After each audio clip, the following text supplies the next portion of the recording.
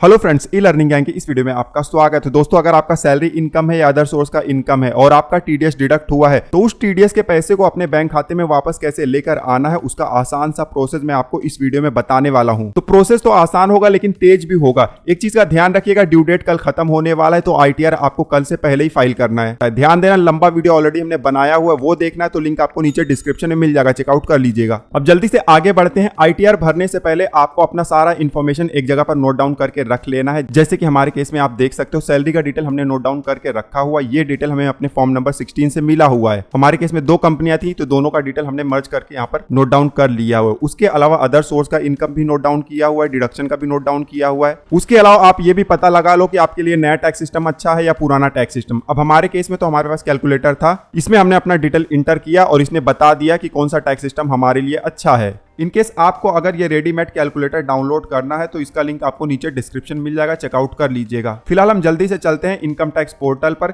incometax.gov.in की website पर आ जाना है। यहाँ पर लॉगिन का बटन है, क्लिक कर देना है। फिर पैन नंबर और पासवर्ड का इस्तेमाल करके लॉगिन कर लेना है। पहले डैशबोर्ड आता था लेकिन अब आईटीआर का सीजन है तो इस तरीके का पेज आ रहा है, लेकिन हमको डैशबोर्ड पर ही जाना है। डैशबोर्ड पर जब आ जाएंगे तो 3-4 पॉइंट का आपको ध्यान रखना है। सबसे पहले तो आपको अपना एआईएस चेक कर लेना है। एआईएस में आपका सारा इनकम और दूसरे फाइनेंशियल ट्रांजेक्शन के डिटेल दिए गए होते हैं, उनको आप क्रॉस वेरीफाई कर लीजिएगा। आईटीआर आप जब भी भरते हो उसको एआईएस से मैच करके ही भरना है अगर आपको तेजी से इनकम टैक्स रिफंड चाहिए तो। एआईएस चेक कर लो तो उसके बाद आपको जाना है ई फाइल में। यहाँ पर इनकम टैक्स रिटर्न्स है और यहाँ पर व्यू फॉर्म 26AS है। इस पर क्लिक करके आप अपने टीडीएस का डिटेल चेकआउट कर लो। टीडीएस का डिटेल आप आईटीआर में जो भरते हो वो मैच होना चाहिए 26AS से, अदरवाइज आपको टीडीएस का क्रेडिट नहीं मिलेगा और ना ही रिफंड मिलेगा। इन दोनों को चेक करने के बाद आपको ये भी देख लेना है कि आपका सही वाला बैंक खाता लिंक है और वैलिडेटेड है, अदरवाइज यहाँ पर भी रिफंड फेल हो जाता है। ठीक है, और साथ ही साथ आपको ये भी देख लेना है कि कॉन्टेक्ट डिटेल जिसमें आपका मोबाइल नंबर, ईमेल आईडी आता है वो लेटेस्ट वाला अपडेट है या नहीं। ठीक है, तो ये सारी चीजें आपको चेकआउट कर लेना है। हमारे केस में हम मान लेते हैं सब कुछ बिल्कुल सही है। यहाँ पर फाइल नाउ का बटन है, इस पर क्लिक करेंगे। अब ऐसे पेज आ गया है। यहाँ पर असेसमेंट ईयर आपको सिलेक्ट कर लेना है, मोड ऑफ फाइलिंग में ऑनलाइन और नीचे कंटिन्यू का बटन है, क्लिक कर देना है। फिर इस तरीके से पेज आएगा। इनकम टैक्स रिटर्न का यहाँ पर रो है, स्टार्ट न्यू फाइलिंग पर क्लिक करना है। अब हमें यहाँ पर असेसी सिलेक्ट कर लेना है, फिर नीचे कंटिन्यू का बटन है, क्लिक करना है। आईटीआर फॉर्म सेलेक्ट करने का पेज आ गया है। यहाँ पर आईटीआर 1 हम सेलेक्ट करेंगे, नीचे प्रोसीड विद आईटीआर 1 का बटन है, क्लिक करेंगे। पॉपअप आ गया है, ओके पर क्लिक करेंगे। अब यहाँ पर गेट स्टार्टेड का बटन है, क्लिक कर देंगे। अब हमें यहाँ पर रीजन देना है क्यों आईटीआर हम फाइल करना चाहते हैं। हमारा इनकम ज्यादा है तो पहला वाला ऑप्शन हम सेलेक्ट करेंगे और नीचे कंटिन्यू का बटन है, क्लिक कर देंगे। पॉपअप आ गया है कि प्रीफिल डेटा आपको बहुत सारा दिखाई दे जाएगा। एक चीज का ध्यान रखिएगा, प्रीफिल डेटा दिखाई दे तो भी आपको उसको क्रॉस वेरीफाई कर लेना है, क्योंकि कभी कभी रॉन्ग और इनकम्प्लीट डेटा भी हमें दिखाई देता है। फिलहाल ओके पर क्लिक करेंगे। अब इस तरीके से रिटर्न समरी आ जाता है। यहाँ पर बहुत सारे शेड्यूल दिए गए हैं, 1 बाय 1 हम सबको भरेंगे। सबसे पहले पर्सनल इन्फॉर्मेशन का रो है, इस पर क्लिक करेंगे।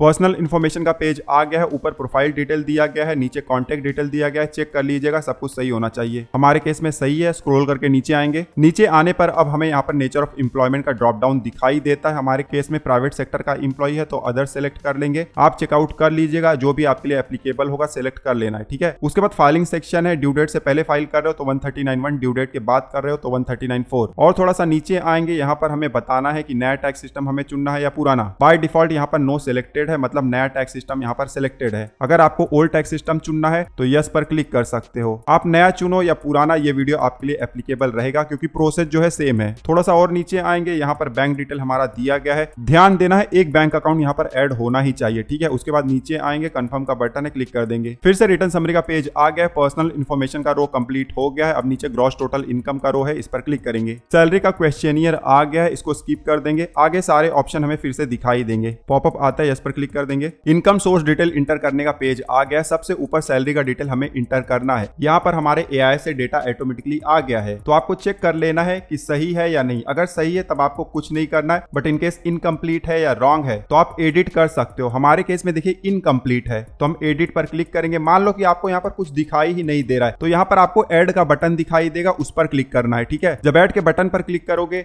या एडिट पर क्लिक करोगे तब आपको इस तरीके से पेज आ जाएगा। यहाँ पर मैनुअल आप अपने सैलरी का डिटेल भर सकते हो। सैलरी का डिटेल आपको अपने फॉर्म नंबर 16 के हिसाब से भरना है। हमारे केस में सिर्फ एक कंपनी का ही डिटेल आया हुआ है। हमारे केस में 2 कंपनियों में हमने काम किया हुआ था लेकिन यहाँ पर एक का ही डिटेल आया हुआ है, तो हमने जो डेटा बनाया हुआ है वहां से डिटेल इंटर कर देंगे। ये है सैलरी का अमाउंट 17(1) का। सैलरी का अमाउंट हमने इंटर कर दिया हुआ है। नीचे आएंगे, देखिए 17 to 73 का भी आपको बॉक्स दिया गया है। आपके फॉर्म नंबर 16 में ही 17 to 73 का डिटेल दिया गया होता है, हमारे केस में नहीं है तो हम छोड़ देंगे। ठीक है, अब नीचे आएंगे, ये सब हमारे लिए एप्लीकेबल नहीं है। थोड़ा सा और नीचे आएंगे, यहाँ पर एग्जेम्प्ट अलावेंस है। मान लो कि आपको कोई अलावेंस एग्जेम्प्ट है तो उसको आप यहाँ पर दिखा सकते हो। ऑटोमेटिकली यहाँ पर 3-4 अलावेंस का बॉक्स खुल गया है, तो इसको सबसे पहले डिलीट कर देना है। तो जो अननेसेसरी थे उनको हमने डिलीट कर दिया। वो हमारे केस में हाउस रेंट अलावेंस का एग्जेम्पशन है, तो वो हमने यहाँ पर ड्रॉप डाउन से सिलेक्ट कर लेना है। अगर आपको बाय डिफॉल्ट नहीं आ रहा है तो आपको यहाँ पर ऐड अनदर का बटन दिखाई देगा, उस पर क्लिक करके आप इस ड्रॉप डाउन को ला सकते हो। ठीक है, फिर यहाँ पर बहुत सारे ऑप्शन आपको दिए गए होंगे जो आपके लिए एप्लीकेबल होगा, आपको सेलेक्ट कर लेना है। ओल्ड टैक्स सिस्टम अगर आपने चुना हुआ है तो बहुत सारे ऑप्शन मिलेंगे। न्यू टैक्स सिस्टम अगर आपने चुना हुआ है तो थोड़े से कम ऑप्शन मिलेंगे। हमारे केस में ओल्ड टैक्स सिस्टम है, हाउस रेंट अलावेंस हमने यहाँ पर सेलेक्ट कर लेना है और फिर उसका अमाउंट हमें यहाँ पर इंटर कर देना है।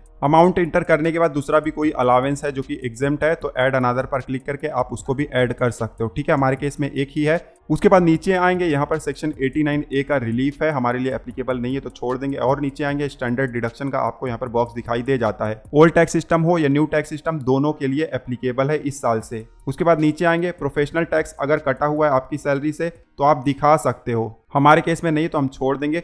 नीचे आएंगे, यहाँ पर फाइनल अमाउंट सैलरी का दिखाई दे रहा है, उसके नीचे सेव का बटन है, क्लिक कर देंगे। फिर से इनकम सोर्स का पेज आ गया है, सैलरी का डिटेल हमारा यहाँ पर कंप्लीट हो गया है। उसके बाद नीचे आएंगे, हाउस प्रॉपर्टी हमारे केस में है नहीं, आपके केस में होगा तो डिटेल वीडियो ऑलरेडी हमने बनाया हुआ है। और थोड़ा सा नीचे आएंगे, इनकम फ्रॉम अदर सोर्स का डिटेल हमें यहाँ पर दिखाई दे रहा है। ये जो अमाउंट है ऑटोमेटिकली AI से आ गया है, प्रीफिल्ड आया हुआ है, चेकआउट कर लीजिएगा। सही है तब आपको कुछ नहीं करना है, अगर रॉन्ग होगा तो सेलेक्ट करिए और एडिट पर क्लिक कर दीजिए। हमारे केस में बिल्कुल सही है तो हम कुछ नहीं करेंगे। अब और नीचे आएंगे, यहाँ पर ग्रॉस टोटल इनकम हमें दिखाई दे रहा है, उसके अलावा कोई एग्जेम्प्ट इनकम है तो ऐड अनदर पर क्लिक करके आप दिखा सकते हो। हमारे केस में एग्जेम्प्ट इनकम भी नहीं है तो यहाँ पर भी हम कुछ नहीं करेंगे। नीचे कंफर्म का बटन है, इस पर हमें क्लिक कर देना है। फिर से रिटर्न समरी का पेज आ जाता है, ग्रॉस टोटल इनकम का रो भी कंप्लीट हो गया है। अब नीचे आएंगे, टोटल डिडक्शन का रो हमें दिखाई देता है, इस पर क्लिक कर देंगे। इस तरीके से क्वेश्चनियर आ जाता है, स्किप कर देंगे, सारे ऑप्शन हमें आगे भी दिखाई देने वाले हैं। ठीक है, इस तरीके से डिडक्शन इंटर करने का पेज आ जाता है। हमने ओल्ड टैक्स सिस्टम चुना हुआ था तो यहाँ पर बहुत सारे ऑप्शन दिखाई दे रहे हैं, बट आपने अगर न्यू टैक्स सिस्टम चुना होगा तो आपको ऑप्शन दिखाई नहीं देंगे, सिर्फ एक आध ऑप्शन दिखाई देंगे, उसके अलावा कुछ भी दिखाई नहीं देगा। ये वाला ऑप्शन 80CCD2 ये ओल्ड और न्यू दोनों में दिखाई देता है, बाकी सारे ऑप्शन आपको ओल्ड में दिखाई देंगे, न्यू में दिखाई नहीं देंगे। तो यहाँ पर देखिए आपको इस तरीके से बॉक्सेस दिखाई देंगे, जो एप्लीकेबल होगा ऐड पर क्लिक करके आप भर सकते हो, जो नहीं दिखाई दे रहे हैं वो आपको यहाँ शो ऑल डिडक्शन पर क्लिक करोगे तो यहाँ पर दिखाई दे जाएंगे। तो जो एप्लीकेबल होगा सेलेक्ट करना है और ऐड के बटन पर क्लिक करके उसको भर देना है। ठीक है, हमारे केस में 80C है, 80D भी है और 80E है, तो इन तीनों को हम जल्दी से भर देते हैं। डिडक्शन का सारा डिटेल हमने भर दिया हुआ है, 80C, 80E, 80D और 80TTA। आप भी इस तरीके से भर दो और उसके बाद आपको आना है नीचे, यहाँ पर टोटल डिडक्शन का अमाउंट दिखाई दे रहा है। इस तरीके से कभी कभी वार्निंग दिखाई देता है, लेकिन आपने अगर सही अमाउंट इंटर किया हुआ है तब इस वार्निंग को आप इग्नोर कर सकते हो। ठीक है, नीचे कंफर्म का बटन है, क्लिक कर देना है। फिर से रिटर्न समरी का पेज आ गया है, टोटल डिडक्शन का रो भी कंप्लीट हो गया है। नीचे आएंगे, टैक्स पेड का रो है, इस पर हम क्लिक कर देंगे। इस तरीके से पेज आ जाता है। TDS अगर सैलरी पर डिडक्ट हुआ है तो पहले रो में आपको दिखाई देगा। सैलरी के अलावा दूसरे कोई भी इनकम पर TDS डिडक्ट हुआ है तो सेकंड रो में दिखाई देगा। और अगर आपने इनकम टैक्स पे किया हुआ है, सेल्फ असेसमेंट टैक्स या एडवांस टैक्स, तो आपको आखिरी वाले रो में दिखाई देगा। अगर कोई भी अमाउंट आपको दिखाई दे रहा है, उसका डिटेल जानना है तो शो डिटेल का आपको यहाँ पर लिंक दिखाई देता है, इस पर क्लिक करना है। क्लिक करोगे तो इस तरीके से रो आपको दिखाई दे जाएगा जो आपका TDS डिडक्ट हुआ है। चेकआउट कर लीजिएगा, सब कुछ सही होना चाहिए। अगर कुछ रॉन्ग है, इनकम्प्लीट है तो सिलेक्ट करिए और एडिट का बटन है, क्लिक करके आप उसको सही कर सकते हो। हमारे केस में सही है। एक चीज का ध्यान देना, यहाँ पर जो भी TDS होगा या इनकम टैक्स पेमेंट होगा 26AS से आपको उसको मैच करा लेना है। ठीक है,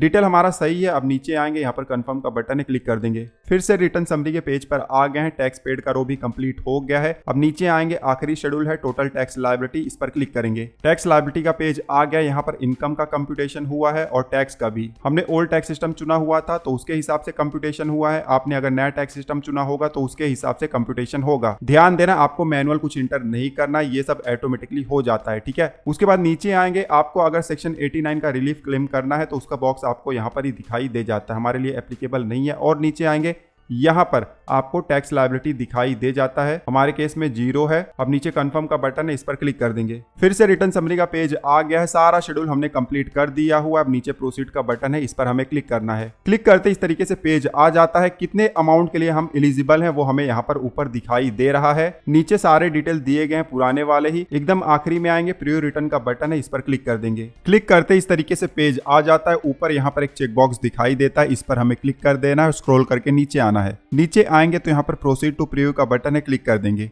अब जो ITR फॉर्म हमने भरा हुआ था उसका प्रीव्यू आ जाता है। आप चेकआउट कर लीजिएगा सारा डिटेल। उसके बाद आपको स्क्रॉल करके नीचे आना है। यहाँ पर प्रोसीड टू वैलिडेशन का बटन है, इस पर क्लिक कर देना है। अब आप देख सकते हो इस तरीके से आपका वैलिडेशन सक्सेसफुल हो जाता है। मतलब ITR में कोई भी एरर नहीं है। नीचे यहाँ पर प्रोसीड टू वेरिफिकेशन का बटन है, इस पर हमें क्लिक कर देना है। अब इस तरीके से पेज आ जाता है। यहाँ पर वेरिफिकेशन के 3 ऑप्शन है। हम पहला वाला ऑप्शन चुनेंगे और नीचे कंटिन्यू का बटन है, उस पर क्लिक कर देंगे। यहाँ पर बहुत सारे ऑप्शन आ जाते हैं। जो भी आपके लिए एप्लीकेबल होगा उसको आप सेलेक्ट कर लो। उसको सेलेक्ट करके हम नीचे कंटिन्यू पर क्लिक करेंगे। पॉपअप आ गया है। यहाँ पर हमसे वैलिडेशन मांगा जा रहा है। चेकबॉक्स पर क्लिक करेंगे और जनरेट आधार OTP पर क्लिक कर देंगे। OTP का बॉक्स आ गया है और आधार रजिस्टर्ड मोबाइल नंबर पर OTP सेंड हो गया होगा। OTP इंटर करने के बाद नीचे वैलिडेट का बटन है, क्लिक कर देना है। अब कंफर्मेशन का पेज आ गया है। यहाँ नीचे सबमिट का बटन है, क्लिक कर देना है। और क्लिक करते आप देख सकते हो आपका ITR फाइल हो गया है और E-वेरीफाई भी हो गया है। कंफर्मेशन आपके मोबाइल नंबर, ईमेल ID पर भेज दिया गया है।